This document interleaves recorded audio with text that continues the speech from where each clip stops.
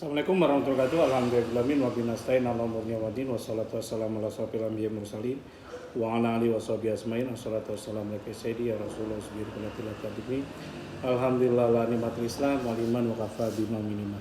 Rabbi sholli sadri wa yassir li amri wa uqdatam min lisani yafqahu qawli. Sob, ini pentingnya bagi sob, jangan coba-coba lakukan hutang di pinjol, apalagi yang ilegal. Yang legal pun jangan kalau bisa. Karena ini kejadiannya akan kena juga. Ini ada satu cerita sudah lunas pinjolnya, tapi ternyata dipakai datanya, dipinjamkan lagi, pinjol lagi. Luar biasa, sob. Ini dari Denny Saifuddin. Assalamualaikum warahmatullahi wabarakatuh. Waalaikumsalam. Terjadinya hampir sama dengan istri saya, Pak Cap, panggil saya Captain aja. Istri saya pernah mengajukan pinjol dan sudah lunas. Tetapi setelah beberapa hari kemudian ada rentetan penagihan dari berbagai macam pinjol dan penyebaran ke kontak-kontak yang ada di handphone. Karena tidak merasa meminjam, akhirnya kami ke bank dan mengecek mutasi. Karena beberapa hari waktu itu M-Banking tidak bisa digunakan tiba-tiba. Ternyata dari pihak bank sudah memblokir rekening dikarenakan ada aktivitas tidak lazim. Ditemukan keluar masuk uang yang tidak jelas. Akhirnya kita tutup rekening untuk jaga-jaga. Sampai saat ini kami kebingungan harus bagaimana. Sementara sampai saat ini penagihan masih berlanjut hingga di total bisa mencapai puluhan juta dari beberapa pinjol. Mohon bantuan dan pencerahannya. Terima kasih. Ini saya jawab langsung.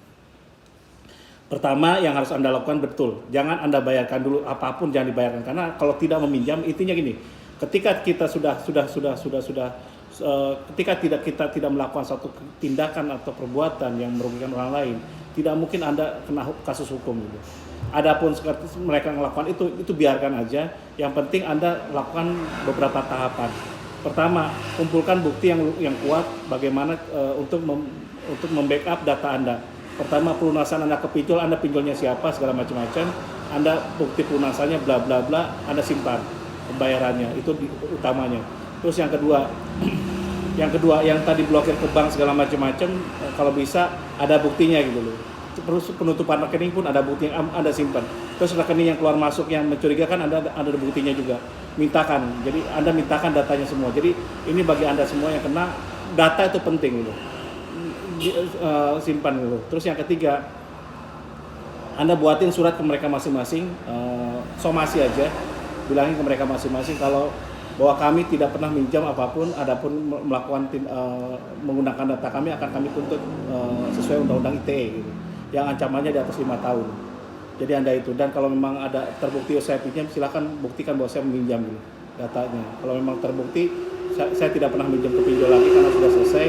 Kalau memang terbukti, ini kalau tidak terbukti Anda akan saya tuntut gitu. Terus yang keempat, kalau udah dikasih waktu 1 bulan, udah gitu Anda ganti handphone, ganti sosmed segala macam-macam, kontaknya rubah semua segala macam, bla bla, selesai gitu. Jadi supaya Anda gak diteror. Kalau memang harus datang, suruh dia datang, bawa buktinya segala macam-macam. Terus kayak kalau gimana kalau didatangin oleh pinjol, itu bagus, Sob.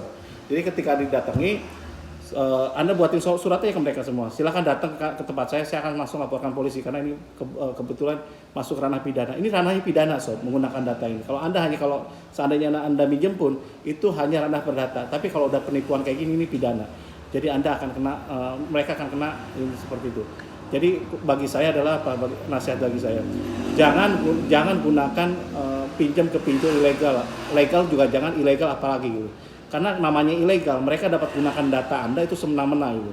Skenanya dia gitu. Karena di situ kan Anda ada KTP, ada KK segala macam-macam.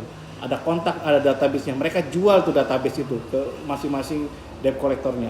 Apalagi yang ilegal gitu. Itu bahaya bagi Anda semua. Kalau yang legal masih mending gitu, kita bisa tuntut gitu. Tapi yang ilegal ini susah gitu.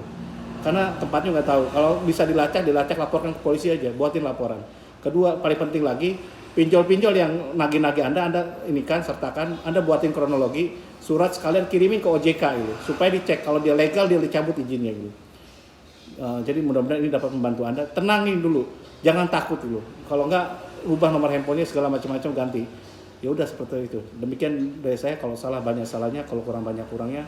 Kalau Anda terinspirasi sudah jawaban ini, bayar saya dengan Al-Fatihah sama doa terbaik ya. Kalau Muslim tambah doa terbaik, kalau tambah Al-Fatihah sama salat Nabi. Kalau enggak ya Al-Fatihah, doa terbaik aja. Wassalamualaikum warahmatullahi wabarakatuh.